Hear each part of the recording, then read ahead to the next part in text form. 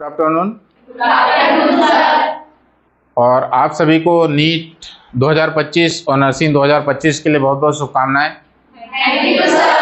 जैसा कि आपको ज्ञात होना चाहिए कि मतलब आपका जो बैच है क्रैश कोर्स, और क्रैश कोर्स में क्या होता है कि इम्पोर्टेंट टॉपिक ही पढ़ाया जाता है जो एग्जाम की दृष्टि से इम्पोर्टेंट है।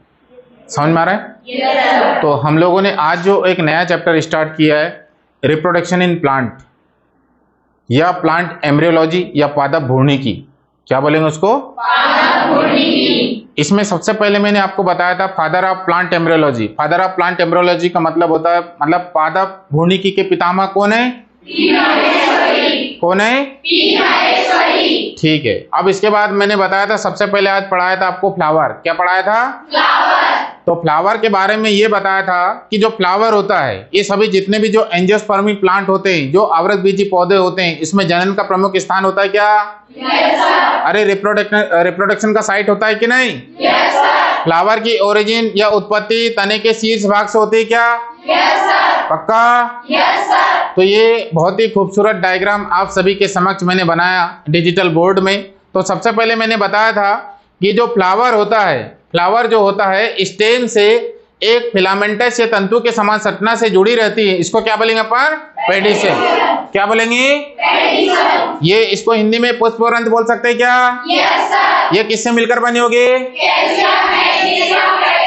Calcium magnesium. यहाँ तक क्लियर हुआ सभी को?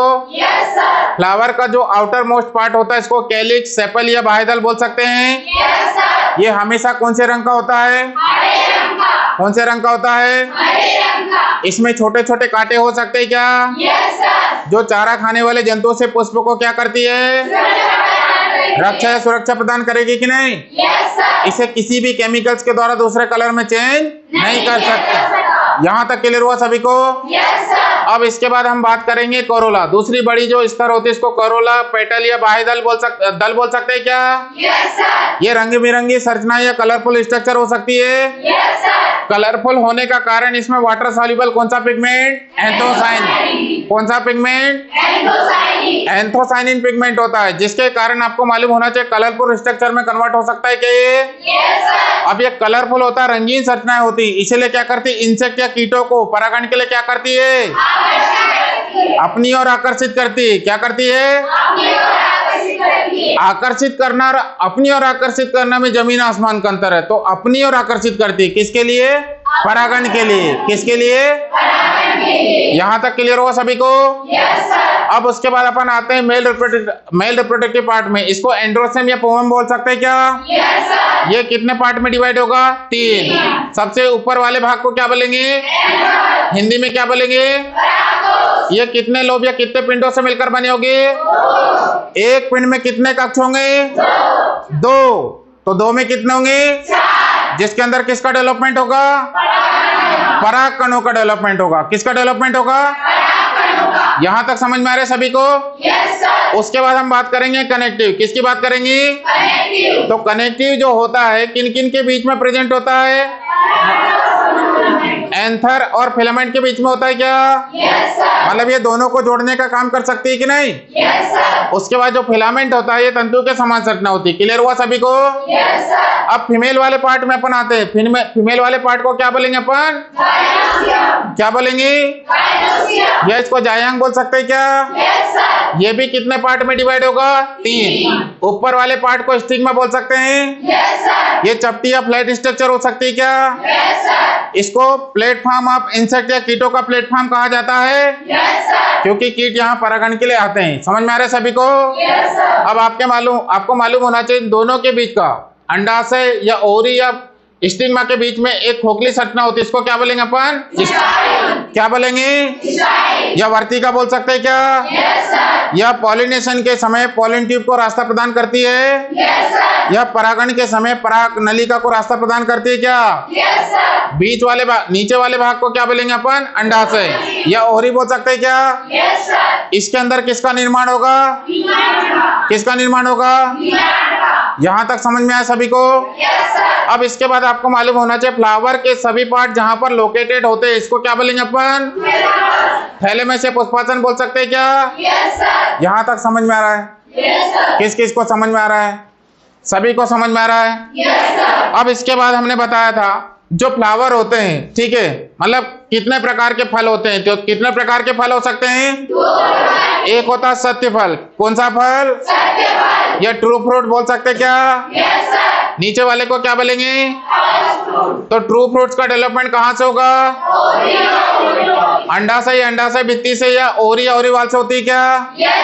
और असत्य फल ओरिवाल से ना होकर कहाँ से होता है? थैलेमस से। कहाँ से होता है? या पुष्पासन से होता है। क्लियर हुआ सभी को? अगर गैमेट के बेस पे अपन फ्लावर को डिवाइड करेंगे तो कितने टाइप के होते हैं? 2। युग्मक के आधार पे 2, एक लिंगी और यूनिसेक्सुअल। और यूनिसेक्सुअल फ्लावर में या तो मेल गैमेट होगा या तो फीमेल गैमेट, लेकिन दोनों एक साथ उपस्थित नहीं होंगे। बाइसेक्सुअल में दोनों गैमेट हो सकते हैं क्या? दोनों गैमेट में नर युग्मक और मादा युग्मक दोनों उपस्थित हो सकते हैं। यहाँ तक समझ में आ रहा है सभी को? अब जब बाइसेक्सुअल होता है फ्लावर तो उसमें कौन सा पॉलिनेशन होने के चांसेस है? सेल्फ पॉलिनेशन, स्व परागन होने के चांसेस, ये संभावनाएं ज्यादा रहती है। समझ में आ रहा है सभी को? अब अपन बात करेंगे एंथर को। अपन देखें ये वाला स्ट्रक्चर को, अपन जब इसको ट्रांसफर सेक्शन काट के देखें तो ये स्ट्रक्चर आती है। तो आपको मालूम होना चाहिए एंथर भित्ति जो होता है कितने लेयर से मिलकर बनी होगी? 4। कितने लेयर से? 4। सबसे आउटर वाले को क्या बोलेंगे? क्या बोलेंगे? क्या ये सुरक्षा या प्रोटेक्शन प्रोवाइड करेगी? बीच वाले स्तर को क्या बोलेंगे? एंडोथीसियम। क्या बोलेंगे? एंडोथीसियम कौन से नेचर की होगी? आर्द्रताग्राही या हाइग्रोस्कोपिक नेचर की होती है। क्लियर हुआ सभी को? जब परागकण का विकास या डेवलपमेंट पूरी तरह से हो जाता है तो इसकी भित्ति फट जाती है और वो परागकण बाहर निकल जाती है। यहाँ तक समझ में आ रहे सभी को?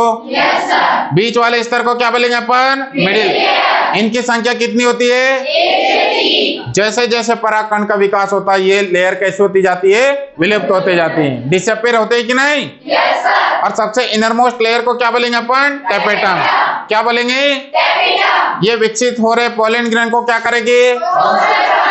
न्यूट्रिशन प्रोवाइड करेगी या पोषण प्रदान करेगी। समझ में आ रहे सभी को? और आपको मालूम होना चाहिए परागकण जहाँ जिस छिद्र से बाहर निकलती है उसको क्या बोलेंगे अपन? स्टोमिया। क्या बोलेंगे? तो आज का लेक्चर किस किस को समझ में आया? अच्छे से समझ में आया? तो निरंतर आपको इसी प्रकार पढ़ाई करना है और जहां पर भी कुछ डाउट्स आते हैं तो बेधड़क आपको पूछना है। समझ में आ रहे सभी को? यहाँ पर आप लोग सीखने के लिए आए हैं, बैठने के लिए नहीं आए हैं। समझ में आ रहे सभी को? अभी तक जो स्कूल में या आप जहाँ पे भी पढ़े हो वो अलग चीज होता है। ये अपन अब कंपटीशन की तैयारी कर रहे हैं और इसमें लगातार मेहनत करना पड़ेगा तो ही हमारा कॉन्फिडेंस लेवल बढ़ेगा।